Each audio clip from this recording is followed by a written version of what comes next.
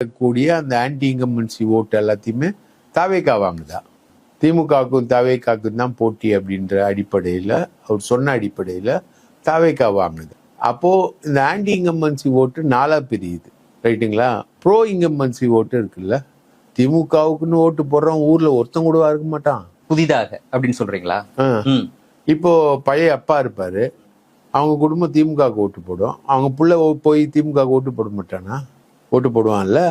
எல்லாரும் போடுவாங்களா அப்படின்ற கேள்விதான் இன்னைக்கு இருக்கு.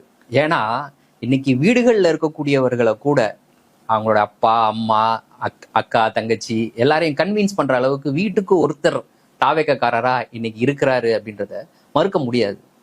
அப்போ அதனுடைய சதவீதம் என்ன அப்படின்றத இன்னைக்கு கேள்வி. எவ்வளவு பேர்? இப்போ ரெண்டு கேள்வி இருக்கு. இதற்கு நம்ம ரெண்டாவது வருவோம். முதல் கேள்வியை பொறுத்த வரைக்கும் ஆன்டி இன்கம்பன்சி வெளிப்படையாக பெருசா இல்லை, ஆனா குறைந்தபட்சம் இருக்குது அப்படின்னு சொல்றீங்க. அந்த குறைந்தபட்சத்தை தான் இவங்க ஷேர் பண்ண போறாங்க. அந்த குறைந்தபட்ச ஆன்டி இன்கம்பன்சியை தான் இவங்க ஷேர் பண்றாங்க. இத ஒருத்தரே மொத்தமா வாங்குறதுக்கும் 3 பேர் பிரித்து வாங்குவதும் அப்படின்ற போது யாருக்கு லாபம்? இது திமுகவுக்கு லாபம். ஆன்டி இன்கம்பன்சி இப்போ 10 ஓட்டு இருக்கு சார், 4 ஓட்டை திமுக வாங்குது. ஓகே, நான் வெறும் ஆன்டி இன்கம்பன்சி ஓட்டு எடுத்து மட்டும் சொல்றேன். ஒரு 10 ஓட்டு மொத்தமா ஆன்டி இன்கம்பன்சி 10 ஓட்டு டோட்டலா 10 ஓட்டு. ஓகே சரி, அதுல ஒரு 4 ஓட்டு ஆன்டி இன்கம்பன்சி சார். ஓகே ரைட்டுங்களா? 2 ஓட்டு வந்து அன்டிசைடட் பப்ளிக் ஓட்டு. ஓகே, அவங்க எதுக்கு டிசைட் பண்ணல சார்.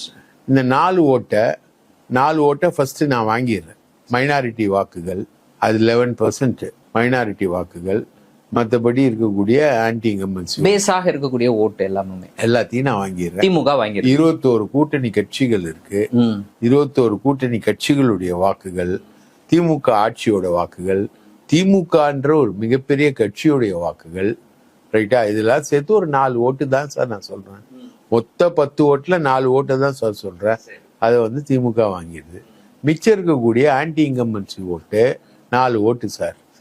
இன்னொரு 4 ஓட்டு திமுகவுக்கு ஈக்குவலான ஓட்டு, அதை யார் வாங்குவா? தாவேகா வாங்குவார் சார். ஒன்று அதிமுக ஒன்று வாங்குவார் சார், சீமான் ஓட்டு ஒன்று வாங்குவார் சார்.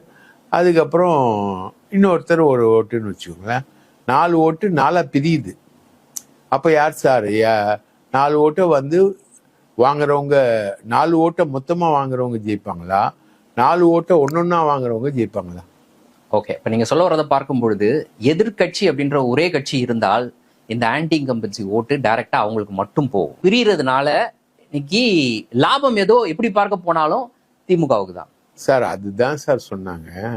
தாவேகா பிளஸ்